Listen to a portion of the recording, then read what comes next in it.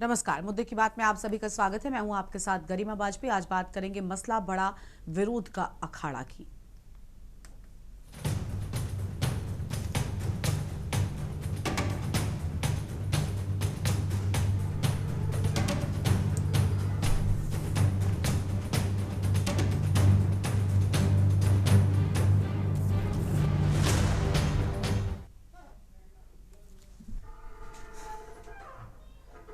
आज बात उस भयानक वायरस की जिसने हमारे देश के लोकतंत्र की सबसे मजबूत नींव यानी युवाओं के भविष्य को ही दीमक की तरह चाटना शुरू कर दिया।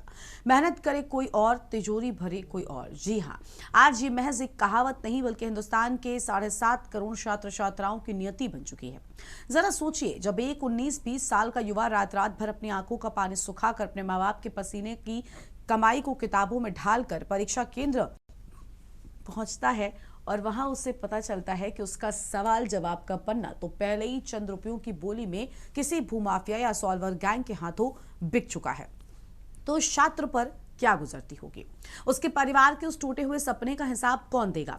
आंकड़े जो डराने वाले हैं या कोई एक दो मामले की बात नहीं है, ये पूरा संगठित अपराध है जो हमारे सिस्टम की नसों में फैल चुका है।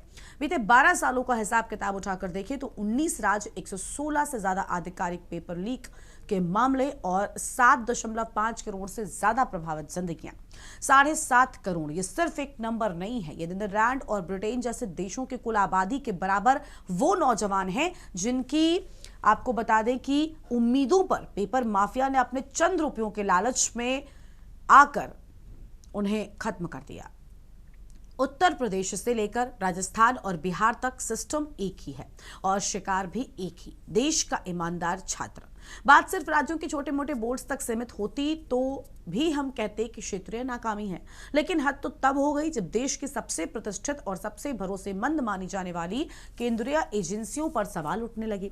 जब डॉक्टर बनने का सपना देखने वाले और देश के अफसरशाही में जाने की तैयारी करने वाले युवाओं का भरोसा टूट जाए तो फिर किस परीक्षा प्रणाली पर देश गर्व करे। साल 2026 में भी नीट, यूजी और महाराष्ट्र और टेट जैसी परीक्षाओं में धांधली की गूंज जंतर मंतर से लेकर देश की हर सड़क पर सुनाई दे रही है। छात्र सड़कों पर उतरे हैं, अखाड़ा बन चुके हैं, शहर और हुक्मरानों की कुर्सियां हिल रही हैं, सख्त कानून के बड़े बड़े दावे किए जाते हैं, कमेटियां बिठा दी जाती हैं, इस तोहफों का दौर शुरू हो जाता है, लेकिन नतीजा वही ढाक के 3 बात। एक, परीक्षा रद्द होती है, तारीखें आगे खिसकती हैं और सालों साल तक नियुक्तियां अटक जाती हैं। उम्र का सीमा चक्र निकल जाता है और छात्र सिर्फ कोर्ट कचहरी और नोटिफिकेशन के चक्कर काटते काटते बूढ़े होने लगते हैं। आज सवाल है कि आखिर कब तक तंत्र की नाकामी का बोझ ये बेकसूर युवा उठाएगा और कब पर्चा बेचने वाले इस मगरमच्छों की फौज को ऐसी सजा मिलेगी कि फिर कोई माफिया छात्रों के भविष्य के साथ खिलवाड़ करने की हिम्मत न जुटा सके।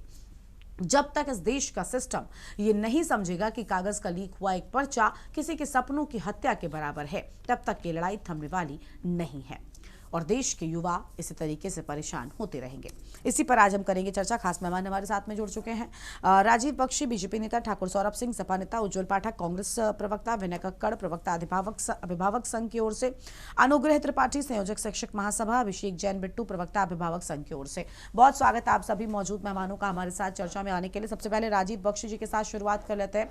सर, ये जो आंकड़े हम दिखा रहे हैं, नीट पेपर लीक के बाद देश भर में जो विवाद हुआ उसका नतीजा हम सब ने देखा।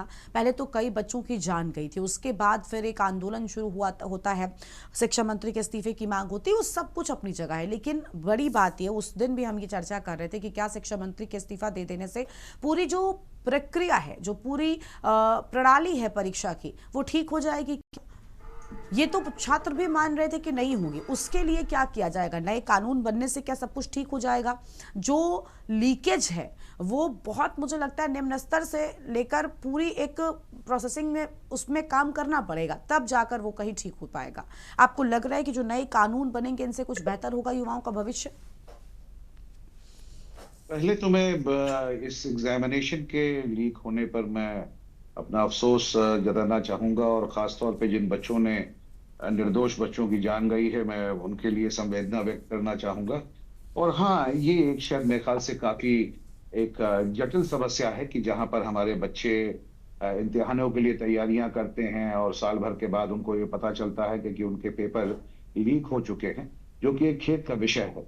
और मैं इस बात की भी तारीफ करना चाहूंगा अपने शीर्ष नेतृत्व की, कि उन्होंने जिस प्रकार के निर्णय अभी लिए हैं पार्लियामेंट में, जिस तरह का संशोधन लाया गया है, जिस तरह का बिल लाया गया है, कि जिस चीज को कि जहां जहां पर भी ये लीक होने की संभावनाएं हैं, उन सब संभावनाओं को बंद किया जाएगा। उनको ये देखा जाएगा कि इस तरह की कोई भी व्यवस्था आगे आने वाले भविष्य में कभी ना हो।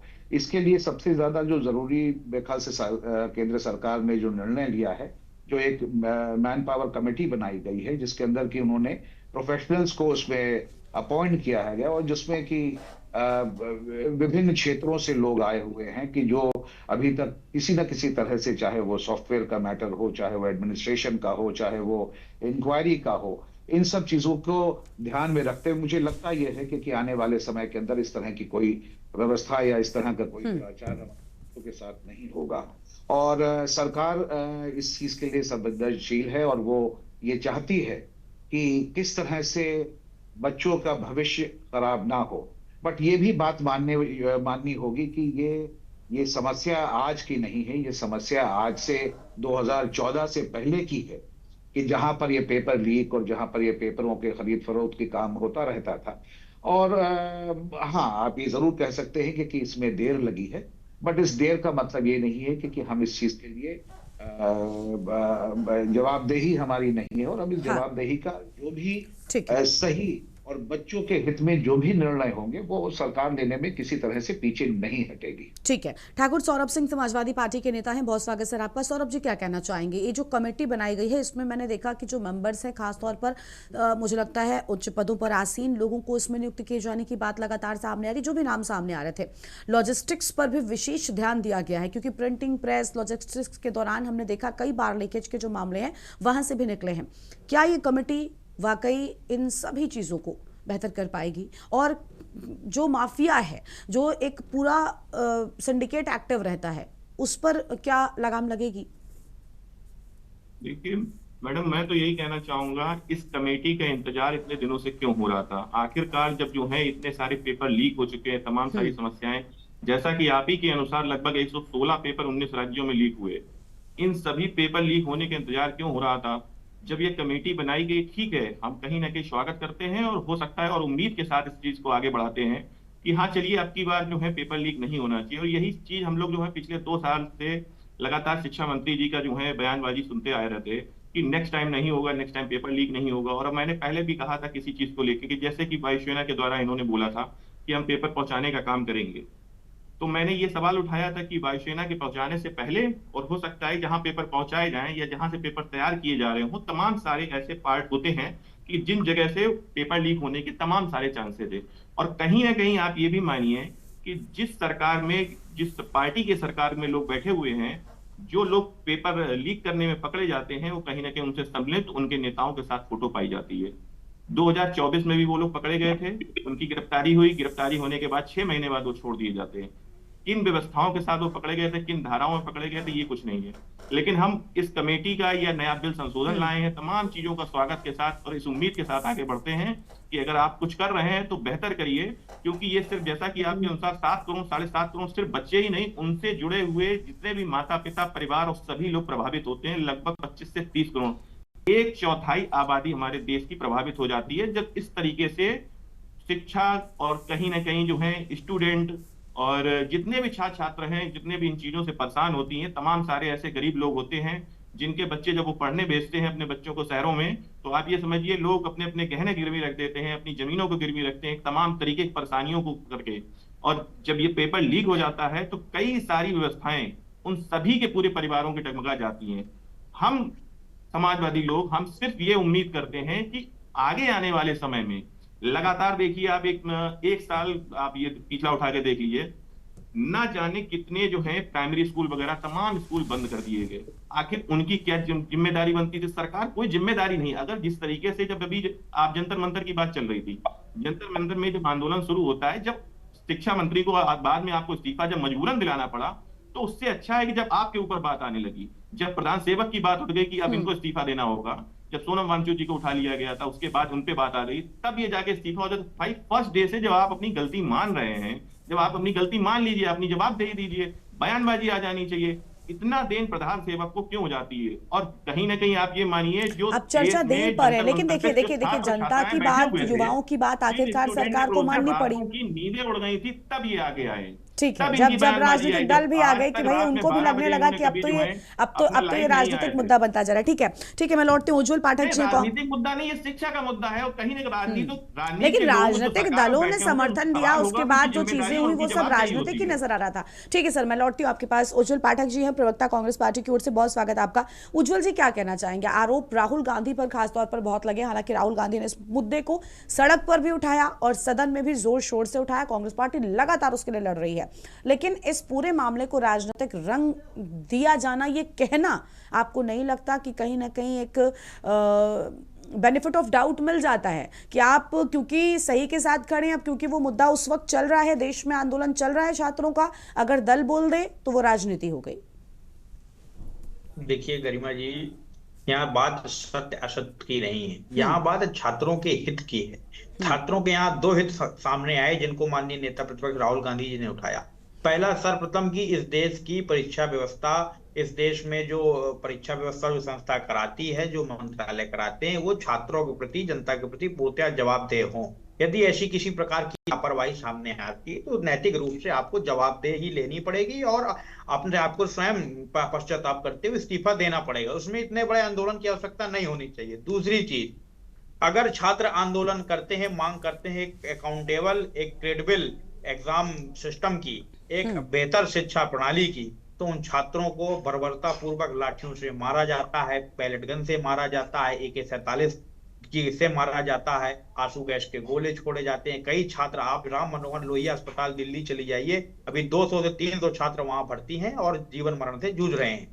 तो इस प्रकार के मुद्दों को यदि नेता प्रतिपक्ष राहुल गांधी जी उठाते हैं और सदन में कहते हैं कि भाई, जब देश में गृह मंत्री इस देश की पैरामिलिट्री फोर्सेस और दिल्ली पुलिस को लीड करते हैं, ये जितनी भी पैरामिलिट्री फोर्सेस हैं उस दिन कार्य कर रही थी ये जंतर मंतर में, वो गृह मंत्रालय को रिपोर्ट करती हैं, तो छात्रों के ऊपर जो लाठी चली उसकी जिम्मेदारी गृह मंत्री क्यों नहीं ले रहे हैं? भाई, सबसे बड़ी बात ये है गरिमा जी कि जब यही पैरामिलिट्री फोर्सेस, चाहे वो BSF के जवान हो या CRPF के जवान हो या ITBP के जवान हो, जब इन नक्सलियों को मारते हैं, आतंकवादियों को मारते हैं, तो क्रेडिट गृह मंत्री को जाता है। मोदी सरकार इसमें गृह मंत्रालय को क्रेडिट देती है। लेकिन जब छात्रों को वही पैरामिलिट्री फोर्सेस मारती हैं और पैलेट गन से मारती हैं, अधमरा कर देती हैं, तब गृह मंत्री क्यों नहीं क्रेडिट लेते हैं? ये भी तो सवाल है। एक दूसरा सवाल, जब उत्तर प्रदेश पुलिस गोली चलाती है राम भक्तों पर, तो क्रेडिट मुख्यमंत्री, तत्कालीन मुख्यमंत्री मुलायम सिंह जी को दिया जाता है। लेकिन जब यहाँ दिल्ली में जंतर मंतर में दिल्ली पुलिस मारती है, तो क्रेडिट अमित शाह को क्यों नहीं दिया जाता है? भाई, अयोध्या का क्रेडिट नरोत्तम मिश्रा, बिहार में तो AK-47 निकल आई। दिया जाता है।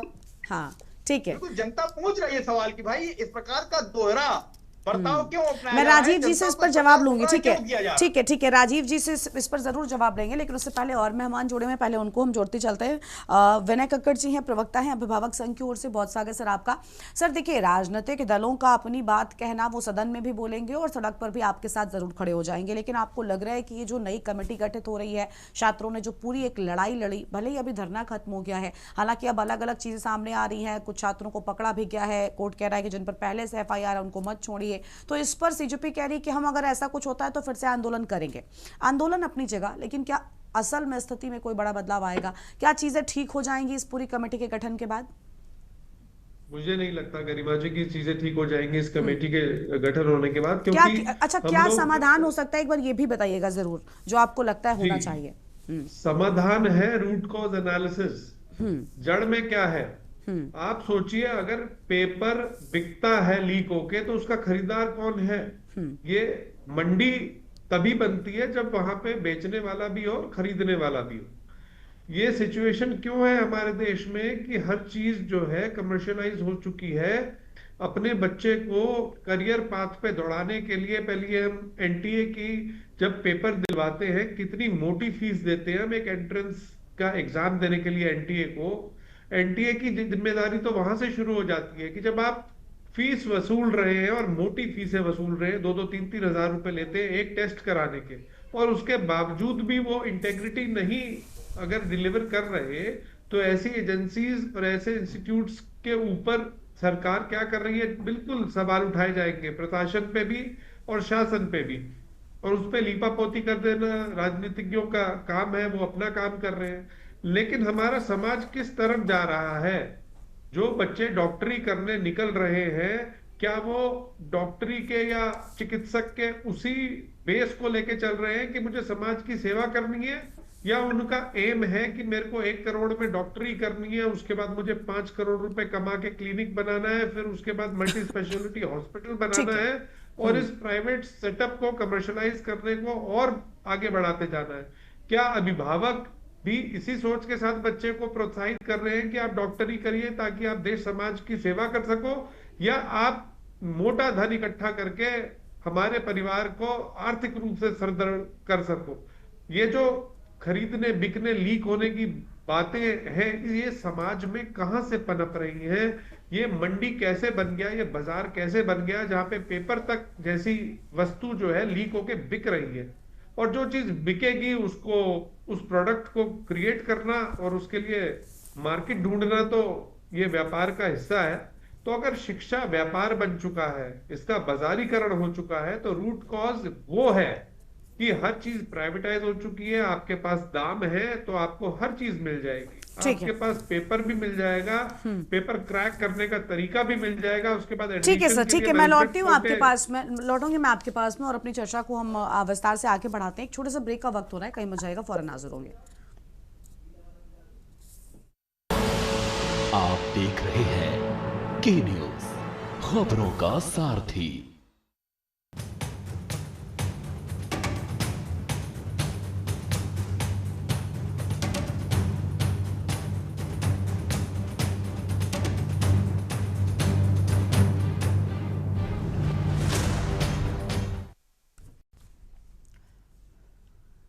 ब्रेक के बाद मुद्दे की बात में आप सभी का स्वागत है। हमारे साथ में खास मेहमान लगातार बने हुए हैं। अनुग्रह त्रिपाठी जी का रुख कर लेंगे, संयोजक शिक्षक महासभा की ओर से। बहुत स्वागत आपका सर। अनुग्रह जी, क्या कहना चाहेंगे? विनय जी ने अभी अहम बातें कही कि उनका मानना है कि चीज़ें ठीक नहीं होने वाली हैं। रूट कॉज पर जब तक काम नहीं करेगी सरकार, तब तक आप कोई भी कमेटी बना दीजिए, कितने भी बड़े लोगों को लाकर बैठा दीजिए, क्योंकि ये सब उच्च स्तर पर एक ऐसा लग रहा है कि ये जो कमेटी के जो मेंबर्स हैं, मैंने देखा इसरो के पूर्व संस्थापक का भी नाम उसमें, आपको लग रहा है कि लोग रूट कॉज तक पहुंच पाएंगे? देखिए, मुझे लगता है कि हमें सकारात्मक सोच के साथ काम करना चाहिए। अगर व्यवस्था में कुछ परिवर्तन करने का सरकार प्रयास कर रही है तो हम सबको अपना सकारात्मक चिंतन रखना चाहिए। और जहाँ तक रूट कॉज एनालिसिस की बात है, तो इसमें सरकार ने कई लोगों से सुझाव भी मांगे हैं, कमेटी बनाई गई है। तो मुझे लगता है सरकार की जो कमेटी है उसको काम इस पर करना चाहिए कि जो भ्रष्टाचार के पॉइंट हैं, मुझे लगता है हर स्तर पर जो अलग अलग चरण हैं जहाँ पर परीक्षा का प्रोसेस होना है, उन हर स्तर पर भ्रष्टाचार की जो आशंका है वो न्यूनतम हो जाए, इस पर सरकार को प्रयास करना चाहिए। क्योंकि भ्रष्टाचार तो देश की जड़ों में फैला हुआ है, तो इसको रोकने के लिए सरकार क्या कर सकती है, ये बात करना ही बेमानी है। सरकार कैसे अपनी पूरे सिस्टम को ऐसा फुल प्रूफ बना सकती है जिससे भ्रष्टाचार रुक सके या भ्रष्टाचार की संभावना ना के बराबर हो, उस पर सरकार को काम करना चाहिए, है ना। तो मुझे लगता है कि सरकार ने अगर कोई कमेटी बनाई है, सरकार ये प्रयासरत है कि ये जो परीक्षा सिस्टम है जिसमें सैकड़ों परीक्षाएं पिछले 10 साल में लीक हो गई हैं, भ्रष्टाचार चरम पर है, और ये जो लोग हैं, जो पेपर माफिया हैं, नकल माफिया हैं, ये इनकी जड़ें इतनी मजबूत है कि आज की डेट में जब तकनीक इतनी उन्नतशील अवस्था में है, उस समय भी वो सब अपना काम कर पा रहे हैं। तो मुझे लगता है कि सरकार ने अगर कोई कमेटी बनाई है तो उस कमेटी के लिए हम लोग, उस कमेटी के जो परिणाम है उसको लिए हमको सकारात्मक चिंतन रखना चाहिए। और जहां तक सुझाव देने की बात है, तो सरकार को या उस कमेटी के मेंबर्स को सुझाव यही है कि वो हर स्तर पर इसको चेक करें कि कहाँ भ्रष्टाचार हो सकता है, कहाँ ये हमारे जो है लीक पोल हैं, इनको हम कैसे इन छेदों को बंद करें, ताकि जो आम जनमानस है, जो हमारे आम छात्र हैं, जो आप देख रहे हैं जनजी का ये आंदोलन हुआ है, इसमें जो सैकड़ों छात्र घायल हुए हैं, कई दिनों तक ये आंदोलन चला है और बहुत सारे मुकदमे भी उन्होंने जो झेले हैं। आज कल प्रधानमंत्री जी का भी एक ट्वीट आया है, बड़ा भावुक ट्वीट है उनका, और उनका मैं कहूंगा कि मैं तो स्वागत करता हूं कि उनकी इस भाषा के लिए, तो उन्होंने माना है कि बच्चे भटक गए हैं और हम सबको सकारात्मक चिंतन रखना चाहिए और बातचीत से किसी भी समस्या का हल निकालना चाहिए। तो दोनों तरफ से सामंजस्य बनाने का प्रयास हो रहा है, तो मुझे लगता है ये अच्छी चीज है, पॉजिटिव चीज है, और हम सबको सकारात्मक चिंतन रखना चाहिए। कोई समस्या है उसके हल के प्रयास होने चाहिए। अगर सरकार इस हल के प्रयास की तरफ जा रही है तो हम सबको सकारात्मक चिंतन रखते हुए हर स्तर पर जहां पर भ्रष्टाचार हो सकता है वहां पर उसको न्यूनतम करने का प्रयास करना चाहिए। तभी मुझे लगता है ये पेपर लीक की जो ये बड़ी समस्या है, इसका हल हो सकता है। ठीक है, चलिए हमारे साथ में अभिषेक जैन बिट्टू जी हैं, प्रवक्ता अभिभावक संघ की ओर से। सर, क्या जो कहा ना कि एक पॉजिटिव शुरुआत ज़रूर करनी चाहिए और उम्मीद पर दुनिया कायम है, ये भी कहा गया है, आपको लग रहा है कि कमेटी बेहतर काम करेगी? जो 7.5 करोड़ बच्चों के भविष्य पर अब तक डाका डाला जाता रहा, क्या उस पर रोक लग पाएगी? अभिषेक जी। मैं पिछले 2 साल से इस विषय के ऊपर लगातार चर्चा हो रही है, बकायदा सुप्रीम कोर्ट के ऑर्डर भी है, कमेटी बनाने के आदेश भी दिए हुए हैं, लेकिन आज तक सरकार किसी भी राज्य के अंदर किसी भी डिस्ट्रिक्ट लेवल पर कोई कमेटी आज तक नहीं गठित कर पाई है। आप यकीन नहीं मानेंगे कि आज अभी इतनी बड़ी संख्या में छात्रों का अगर सड़कों पर उतरना पड़ा तो इसकी क्या मजबूरी रही? सरकार आज तक यही चीज नहीं समझ पाई। पिछले 5 सालों के अंदर केंद्रीय शिक्षा मंत्री धर्मेंद्र प्रधान के रहते हुए 70,000 से अधिक बच्चों ने आत्महत्या कर ली। क्या ऐसी स्थिति में छात्रों का सड़कों पर उतरना जायज नहीं था? क्या धर्मेंद्र प्रधानमंत्री का इस्तीफा मांगना जायज नहीं था? जिनकी नैतिक जिम्मेदारी थी, जिनका नैतिक कर्तव्य बनता था, अगर ऐसे जिम्मेदार लोगों के नेतृत्व में अगर इतनी बड़ी संख्या में अगर छात्र आत्महत्या कर रहे हैं तो उन पीड़ित परिवारों के साथ क्या बर्बरता बरती होगी, क्या स्थिति बरती होगी उनके परिवारों की? आज ये सोचने वाला विषय है। क्या केंद्र सरकार ने अभी जो लास्ट में नीट पेपर लीक हुआ, इस नीट पेपर लीक के चलते 22 से अधिक बच्चों ने आत्महत्या कर ली, क्या उनके प्रति कोई संवेदना प्रकट की? क्या उनके परिवार से कोई मुलाकात की? अगर इस तरह की अगर हरकतें केंद्र की जिम्मेदार सरकार अगर बच्चों के प्रति, विद्यार्थियों के प्रति, अभिभावकों के प्रति अगर इस तरह का व्यवहार रखेगी तो वो छात्र अभिभावक क्या केवल गाली सुनने के लिए इधर देश में रह रहे हैं? क्या उनको इंसाफ नहीं मिलना चाहिए? क्या उनको न्याय नहीं मिलना चाहिए? तो इस तरह के प्रश्न अपने आप में बहुत बड़े सवाल खड़े करता है केंद्र सरकार की प्रणाली के ऊपर, कार्य प्रणाली के ऊपर। आज आप देखेंगे कि आपके उत्तर प्रदेश के अंदर ही एक विधायक ऐसा है जो लगातार पेपर लीक के मामलों में शामिल रहा, वो भारतीय जनता पार्टी से जुड़ा हुआ है। हमारे राजस्थान के अंदर भारतीय जनता पार्टी से जुड़ा हुआ एक व्यक्ति जिसको भारतीय जनता पार्टी अपना उम्मीदवार बनाती है, वो एक कोचिंग संचालक है, उसके यहाँ पर पेपर लीक की घटनाएं लगातार सामने आई है, लेकिन उसके बावजूद भी उनके ऊपर कार्रवाई ना होकर के उनको संरक्षण दिया जा रहा है। ऐसी स्थिति में अगर छात्र सड़कों पर नहीं उतरेगा तो कहाँ उतरेगा? ये अपने आप में बहुत बड़े सवाल है। और जो आप अभी कमेटी गठित करने की बात कर रही है, तो कमेटी गठित की है, उसके अंदर किन लोगों को शामिल किया गया है? क्या वो लोग पेपर लीक का समस्या का समाधान करने के लिए बैठे हुए हैं? नहीं, वो केवल अभिभावकों के ऊपर थोपने के लिए बैठे हुए हैं, खानापूर्ति करने के लिए बैठे हुए हैं। अगर पेपर लीक का वास्तविक अगर समाधान अगर किसी को करना है तो सरकार को हमारी तरफ से एकमात्र सुझाव है, जो भी आप कमेटी बनाओ उसके अंदर अभिभावकों को भी अपना प्रतिनिधि बनाओ, छात्रों को भी अपना प्रतिनिधि बनाओ, और साथ में शिक्षक, काउंसलर, ये जो जिम्मेदार व्यक्ति लोग हैं उन लोगों की एक संयुक्त रूप से कमेटी बनाओ जिसके अंदर बैठ करके अच्छी तरह से विचार विमर्श हो और इस तरह की घटनाओं को रोकने का काम। ठीक है। राजीव बख्शी जी से हम जवाब लेते हैं। राजीव जी, देखिए राजनीतिक दलों ने यहाँ पर कई अहम सवाल उठाए हैं, सौरभ जी ने भी और रुज्ज्वल पाठक जी ने, आप क्या जवाब देना चाहेंगे सर?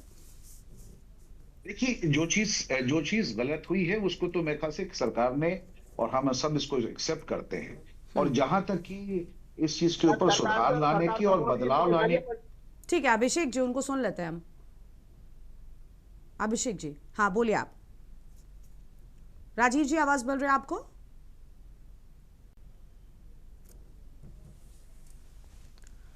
ठीक है, मुझे लगता है राजीव जी तक आवाज नहीं पहुंच पा रही है, लेकिन कुल मिलाकर अगर कमेटी बन रही है और अगर उसका गठन किया जा रहा है तो उम्मीद ये है कि इसके बाद कुछ बेहतर भविष्य जो है वो युवाओं का ज़रूर देखने को मिलेगा, क्योंकि विरोध करने मात्र से समस्या का समाधान नहीं मिलने वाला है।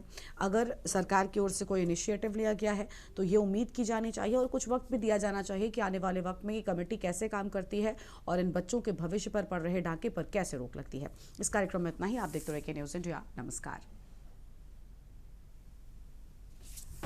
गोल्डी मसाले लाए हैं फ्रेश लॉक टेक्नोलॉजी, जो रखे मसालों को हर समय फ्रेश। गोल्डी मसाले।